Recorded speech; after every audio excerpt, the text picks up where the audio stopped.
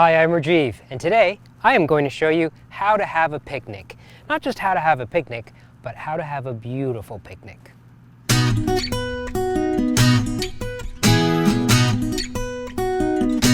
So, the key element to a beautiful picnic is, do you know what it is? I know what it is. No plastic. So, when I was a historic interpreter at Black Creek Pioneer Village, one of the very important things that we adhered to was keeping things period. So when I was in costume as a pioneer, my 1860s costume, I had to make sure that anything I was carrying around was historically accurate. So we couldn't carry around plastic bags, we couldn't pull out a plastic water bottle when the public was around. If I had a plastic water bottle, it had to be hidden. And this basket was a prop that I actually bought to use at Pioneer Village, so I could hide modern things in it. I would have my cell phone in here, I would have my plastic water bottle in here. The rules that I followed at Pioneer Village have kind of carried over into my everyday life. And what that has meant for me when I'm having a picnic is that everything that's used during the picnic is beautiful. So, I'm going to start unpacking the picnic basket to show you what my essentials are for having a picnic.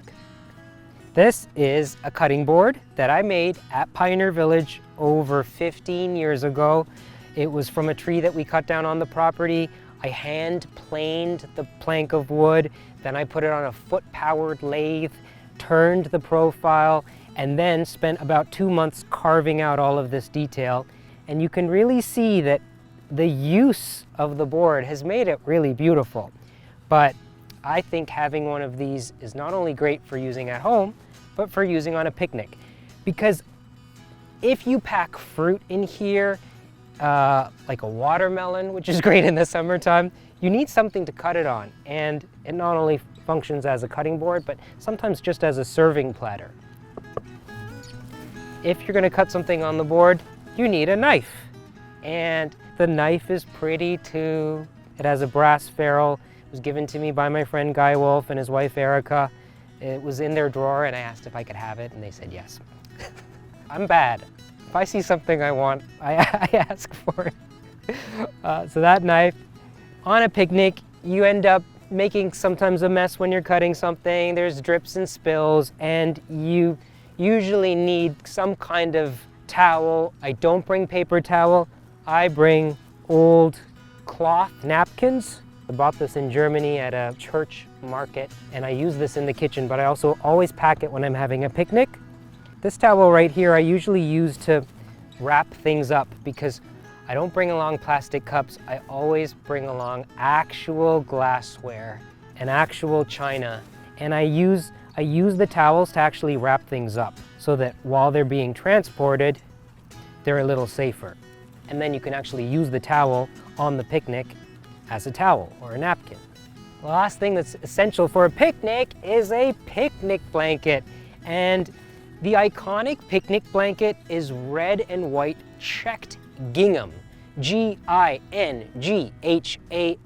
When I'm having a picnic in Central Park with my friends and this is laid out, I can look around and see all the other envious picnickers that see the picnic blanket, that see the picnic basket, that sees the guy that's as gay as a picnic basket.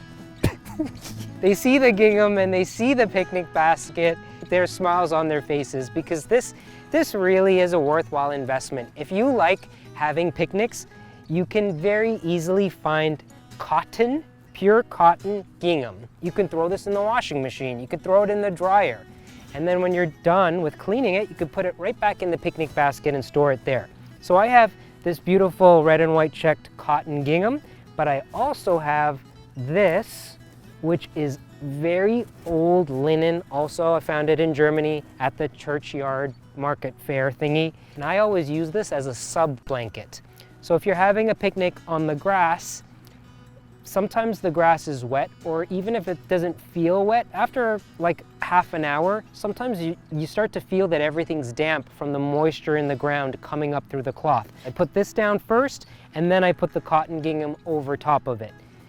You can buy picnic blankets that have a plastic bottom, but then you can feel plastic under your bum, and no plastic. Let's try to avoid plastic. So this also goes in the wash.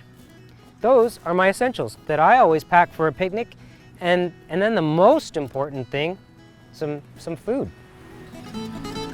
This is a beautiful day, and we are in a beautiful part of upstate New York, and I can't think of anything nicer to do on an afternoon than to eat outside, alone.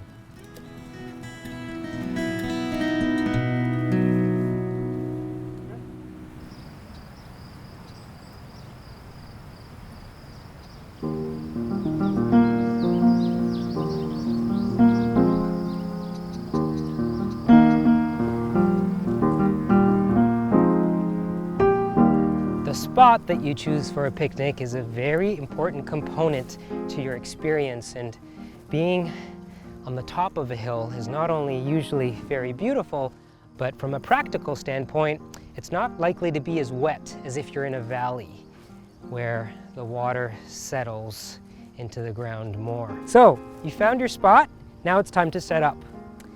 And I have this wonderful antique basket here that has a lid, which is great because this is what I do. I put the lid down and put my food stuff on the lid while I set up. And then first order of business is putting down the picnic blankets. Okay. It's so iconic. Even from far away, seeing this on the grass. I always take my shoes off because, I don't know, you don't want to be on the picnic blanket with your shoes, and then you can get set up. A lot of people might say, yeah, but I don't want to carry around glasses and I don't want to carry around actual plates. Well, in this day and age, I feel like it's worth it. Life is filled with so much chaos and you're running around. Take the extra effort to make something like this really beautiful. So here we are, we're set up, and then the picnic begins. If I'm making sandwiches, I always wrap the sandwiches up in paper, not plastic wrap. You can get nice parchment paper and use an actual piece of string. Then even the garbage looks nice. Okay, the next aspect of going on a picnic is, well, what are you gonna do? And if you're here with your friends, you can sit and talk. I'm gonna say something very bold here in terms of advice. Try going on a picnic with no devices. You don't have to take a picture of this. Try to take a picture of this in your head. Actually look at the sun setting. You don't need to see it by snapping a photo of it. Stay here and absorb the vision of this in your mind, and it becomes so much more special. I have to say, in this day and age, when you don't have a device with you and you just don't have an option, time slows down. So when I'm going on a picnic alone, which I often do in Central Park, I bring things with me to do. I bring my lunch, I bring a drink, and then I usually bring my knitting. This is a very complicated thing that I started. It's a Fair Isle hat. So there's 5 balls of yarn. I always bring my sketchbook, and that's a picnic. Listen to that sound. Just listen.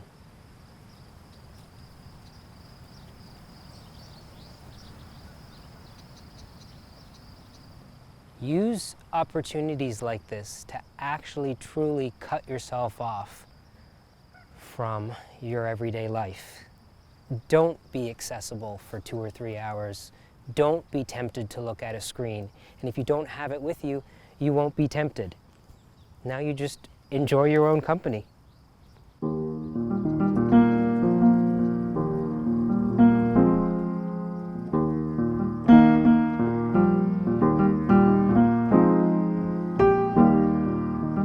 There you have it, all the aspects of having a picnic the old-fashioned way, the beautiful way, no plastic, no devices.